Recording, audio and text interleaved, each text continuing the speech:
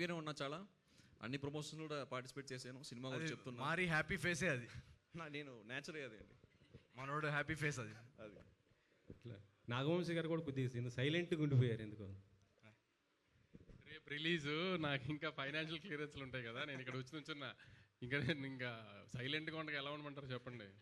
ఏదో రెండు జోక్లు మీరుంటే ఫైర్ కదా సార్, స్టేజ్ మీద కానీ ఎక్కడైనా.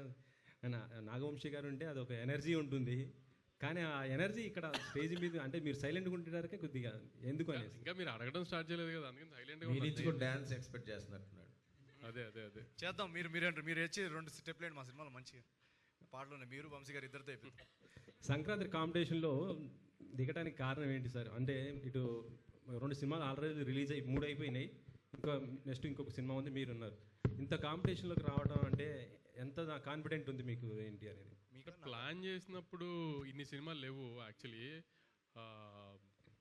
శంకర్ వరప్రసాద్ గారు చిరంజీవి గారి సినిమా, అనిల్ గారి సినిమా ఉంది ప్లాన్లో.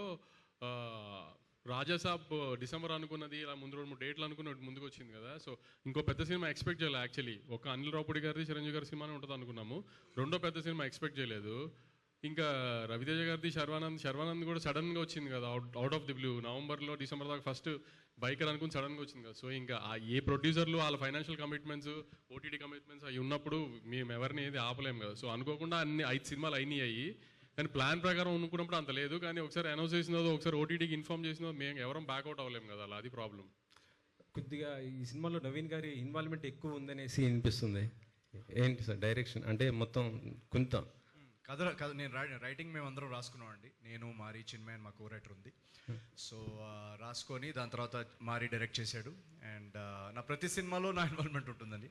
ప్రతి సినిమాలో మీరు ఏజెంట్ సాయి దగ్గర నుంచి చూస్తే కనుక నేను ప్రతి సినిమాలో I was involved in the writing. And ఆ ఇన్వాల్వ్మెంట్ ఉండడం వల్లే ఆ ప్రీవియస్ సినిమాలన్నీ మాకు నచ్చిన విధంగా మేము సర్దిద్దుకోగలిగాం. అండ్ ఆడియన్స్ కూడా దాన్ని బాగా రియాక్ట్ అయ్యారు. సో ఈసారి కూడా వాళ్ళు డెఫినెట్గా ఈ ప్రోడక్ట్ని ఎంజాయ్ చేస్తారని నమ్ముతున్నాం. వంశీ గారు, డైరెక్షన్ కూడా మీరే గాడ్ ఆఫ్ వార్ దీనికి సంబంధించి ఫ్యాన్ వార్ కొద్దిగా జరుగుతుంది, దీనికి ముగింపు ఎప్పుడు అనుకుంటున్నారు సార్? రిలీజ్ అయిపోనివ్వండి, ఇప్పుడు ఆ డిస్కషన్ ఎందుకు. నేను రేపు రిలీజ్ పెట్టి నా టెన్షన్లో ఉంటే మీరు ఇవన్నీ. నవీన్ గారు, మీరు డైరెక్షన్లో కూడా ఎక్కువ ఇన్వాల్వ్ అయ్యారని తెలిసింది. మీరు ఎక్కడ మీరు సెట్కి వచ్చారేంటి? లేదు, ఇంకా డైరెక్షన్ టైం ఉందిలేండి. ప్రస్తుతానికి మా మంచి మారీ ఉన్నాడు డైరెక్టర్, మా క్రియేటివ్ డైరెక్టర్ చిన్మయ్ తను రాలేకపోయింది ఈరోజు. సో వాళ్ళు అవన్నీ చూసుకుంటారు. సో జస్ట్ నేను రైటింగ్ పరంగా, యాక్టింగ్ పరంగా.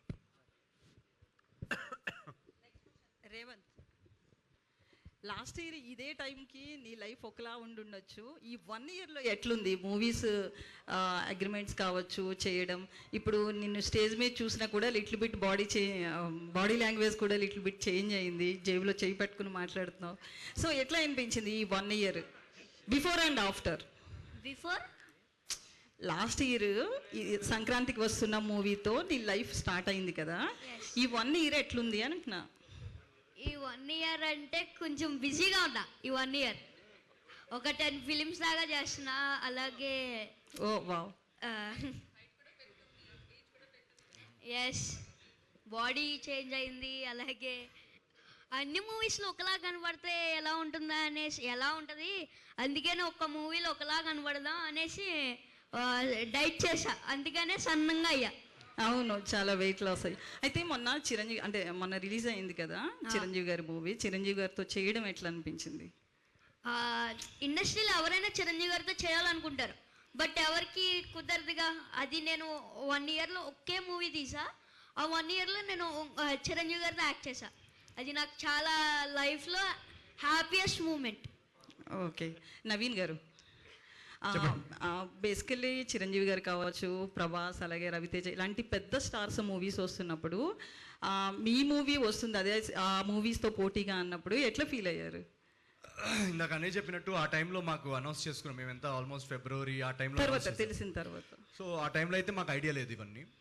తర్వాత తెలిసిన తర్వాత ఏంటంటే మాకు బేసికలీ మేము ఈ సబ్జెక్ట్ వచ్చేసి అన్నయ్య ఇప్పుడు సంక్రాంతికి వేద్దామని అన్నప్పుడు మాకు డిస్కషన్ వచ్చింది ఏంటంటే, ఈ సబ్జెక్ట్లో మ్యాటర్ ఏదైతే ఉందో కంటెంట్ మెటీరియల్, ఇది ఒక వెరీ వెరీ ఫెస్టివ్ పండక్కి కొన్ని సినిమాలు ఉంటాయి. ఫర్ ఎగ్జాంపుల్ అది ఓటీటీలో కూడా చూసుకోవచ్చు.